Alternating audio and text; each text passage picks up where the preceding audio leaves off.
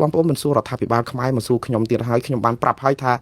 យើងមិនអាចទៅច្បាំងឈ្នះថៃទេហើយបើដឹកនាំប្រទេសដូចសពថ្ងៃមួយលានឆ្នាំទៀតក៏យើងច្បាំងមិនឈ្នះថៃដែរព្រោះថៃសេដ្ឋកិច្ចគេឡើងរហូតគេកែលម្អគេអត់ដែលមានសង្គ្រាមដូចយើងទេហើយនៅពេលដែលមានសង្គ្រាមព្រំដែនថៃមូលមាត់គ្នាចម្លែកមែនតើគឺថៃជាតិនិយមគេគឺជាតិនិយមរបៀបគេគិតទឹកដីគេហ្នឹងគឺគេអត់ចេះខ្វែងយោបល់គ្នារឿងទឹកដីទេគឺថាឲ្យតែដដើមប្លន់ពីខ្មែរបានគឺគេរួមគ្នាជាធ្លុងមួយមានអ្នកណាពេញចិត្តលោកអភិសិទ្ធសំទោសលោកអនុទិនច័ន្ទវរៈគុលអីប្រមាណរឿងទឹកជំនន់រឿងបញ្ហាអនឡាញ scam អីឆោបោកអនឡាញប៉ុន្តែនៅពេលដែលនិយាយពីរឿងដដើមទឹកដីពីខ្មែរបានប្រជាពលរដ្ឋទម្លាក់ចោលអ្វីដែលចោលប្រកាន់លោកអនុទិនច័ន្ទវរៈគុលនឹងរឿងស្អីអត់បានការប្រយោជន៍ស្អីនាំគ្នាបោះឆ្នោតឲ្យដើម្បីក្រាញទប់អាដីខ្មែរដែលថៃប្លន់បានហ្នឹងឲ្យបានតទៅទៀតពួកគេជឿថាលោកអនុទិនច័ន្ទវរៈគុលហ្នឹងជាក្នុងពេលដែលគាត់កំពុងកាន់តំណែងហ្នឹងបាយយកដីខ្មែរបានប៉ុណ្ណឹងដូច្នេះបើឲ្យលោកអនុទិននៅហ្នឹងច្បាស់ជាថៃរក្សាអាដីដែលប្លន់បានហ្នឹងមិនឲ្យបាត់ទេហើយមានតែអាចនឹងគ្រប់គ្រងថៃមកទៀតអាហ្នឹងថៃគឺគេជឿអញ្ចឹងបងប្អូនបានគេបោះឆ្នោតឲ្យលោកអនុទិនច័ន្ទវរៈគុលឯមកខ្មែរយើងវិញឆ្លោះគ្នាគ្មានការផ្សះផ្សាជាតិហើយដល់ពេលដែលកំពុងបាត់ដីបាត់អីហ្នឹងអត់មានរកដំណោះស្រាយអីមួយឲ្យលើកទឹកចិត្តរដ្ឋាភិបាលឲ្យប្តឹងគេព្រោះយើងមិនអាចឈ្នះគេតាមសភាវុធមិនអាចឈ្នះគេតាមការចរចានឹងទេយើងចាញ់ច្រាបគេចាញ់ព្រៀបគេតាំងពីដើមទីមកយើងដឹងតាអាវុធរបស់ខ្មែរគឺតុលាការយុត្តិធម៌អន្តរជាតិតុលាការព្រហ្មទណ្ឌអន្តរជាតិអត់ប្តឹងមានតែរឿងមួយទេគឺស្អំចិត្តសរសើរលើកជើងនាំគ្នាសរសើរអំពីវីរៈភាពយុទ្ធសាស្ត្រឈ្នះនឹងដឹកនាំដល់មហាឆ្លៀតវៃមហាអស្ចារ្យនៅពេលដែលគេយកដីអស់សឹងថាមកចំហៀងប្រទេសយើងនៅតែអស្ចារ្យនៅតែសរសើរមេហើយនៅតែនាំគ្នាស្អំទៅហើយដល់ពេលអ្នកណាចង់ប្តឹងទៅតុលាការយុត្តិធម៌អន្តរជាតិព្រមតអន្តរជាតិរហរឿងខ្ញុំអត់ដែលឲ្យធ្វើសង្គ្រាមទេខ្ញុំស្អប់ណាស់សង្គ្រាមស្អប់ណាស់អំពើហិង្សាប៉ុន្តែយើងអត់អាចធ្វើនយោបាយប្រជាពិធដ្ឋដែលថាបានដីមកវិញហើយអត់ដាក់ប្តឹងទេព្រោះចោលគេយករបស់យើងហើយម្ចាស់ផ្ទះព្រមឲ្យចោលយកទៅទៀតយើងទៅយកអាការចរចាទៅប្រាប់ថាណាខ្ញុំច្រឡំទេណាខ្ញុំសញ្ញេថ្ងៃមុនហ្នឹងឲ្យថាគ្រប់គ្រងយករបស់ខ្ញុំម៉ូតូ14គ្រឿងហ្នឹងខ្ញុំស្វឹងស្រាទេឧទាហរណ៍ខ្ញុំសញ្ញេទៅទាំងភ្លេចភ្លាំងស្មារតីមិននឹងណតែនិយាយអញ្ចឹងក៏តែមិនកើតហើយចៅ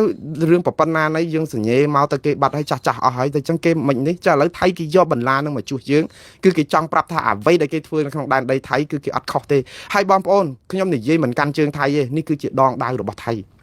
ខ្ញុំបានប្រាប់ឲ្យថាថ្ងៃណាមួយថៃនឹងយកអាហ្នឹងឯកសារដែលយើងចុះហត្ថលេខាជាមួយថៃហ្នឹងយកទៅតតាំងក្តីថាយើងសន្យាព្រមព្រៀងគ្នាដោយសារអាការសន្យាហ្នឹងឲ្យបានអន្តរជាតិណាក៏គេមិនថ្កោលទោសថៃដែរព្រោះហេតុអីបានជាគេទៅថ្កោលទោសថៃបើខ្មែរយើងម្ចាស់ផ្ទះដែលបាត់បង់ដីយើងព្រមជាមួយគេនេះតែឲ្យបរទេសដែលជាអ្នកដតីសុទ្ធគេមកចាត់ចែងរឿងយើងអាម៉េចបើម្ចាស់ទ្រព្យយើងថាយកទៅ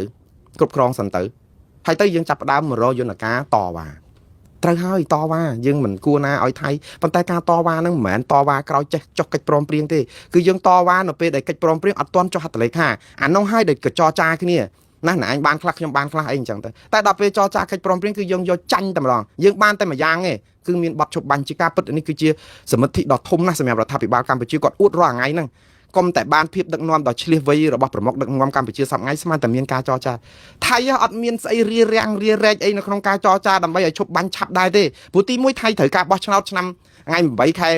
កុម្ភៈហ្នឹងគេត្រូវបោះឆ្នោតឲ្យលឿនដែរអញ្ចឹងបើចប់ឈប់បាញ់ទៅឲ្យប្រទេសគេប្រជាពលរដ្ឋចលះចូលទៅភូមិឋានវិញទៅគេបោះឆ្នោតបានឆាប់ទី1អាហ្នឹងគឺគេប្រញាប់ដែរគេអត់មានអីត្រូវការបន្តបាញ់ការទៀតទេដោយសារអីទី2គឺគេវាយបានដីខ្មែរមកកណោក៏ដឹកឲ្យគេប្លន់បានហើយដូចចោលអញ្ចឹងបងប្អូនចោលចូលទៅប្លន់ធនាគារណាមួយបានទ្របមកប្រវិចមកហើយមិននៅផឹកស៊ីជ្រៀងរំនៅក្នុងធនាគារនឹងឲ្យប៉ូលីសមកបាញ់ស្លាប់មែនវាអត់ទេគឺចោលនឹងអណាស់ឲ្យតែបានចេញទៅរត់គេចខ្លួនទៅប្រះអាយុសិនទៅឲ្យរួចផុតពីការចាប់ចងប្តឹងឬក៏បាញ់សម្លាប់វិញតដៃអាហ្នឹងគឺចោលគេធ្វើអញ្ចឹងតាដូច្នេះឲ្យតែមានអីព្រឹបយើងជាមួយចោលគេបានហើយទៅយកទៅទ្របប៉ុណ្ណឹងចោលងាប់អីតា